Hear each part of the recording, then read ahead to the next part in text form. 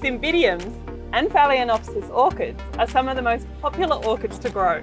So let me give you 5 tips that are going to keep them both fabulous and flowering. Phales or moth orchids are best kept indoors. They like a bright spot but not direct sunlight, as it will burn their leaves. Sit the pot over a dish of water with pebbles in it to increase the humidity around the plant and make it dream of being in the tropics. Cymbids are hardier orchids that are well suited to living completely outdoors, but direct sunlight will burn their leaves too.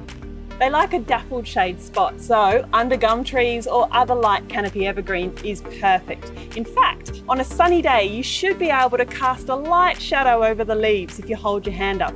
If you can't, then you need to move them into more sunlight.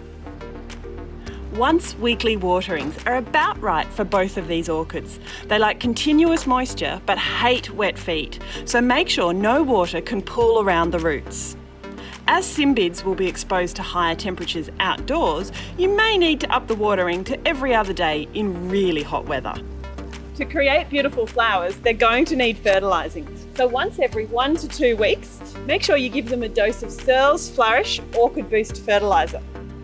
This soluble fertiliser can be used year-round and over the foliage too for best results. If you just include fertilising into your watering regime, it makes life so much simpler. Phales will benefit from repotting every 2 years, but don't reach for a pot that's much bigger. They actually quite like their roots being tightly packed. But refreshing the potting mix will do it wonders. And reach for one like this by Searles. This is an orchid specialty mix, and with big chunks it'll give the roots the drainage and the air that they need. You can repot a cymbid once the bulbs fill the pot. Just reach for the next size up in pot and use a potting mix like Searles, Cymbidium and Bromeliad mix. The repotting of both of these orchids is best done once they finish flowering.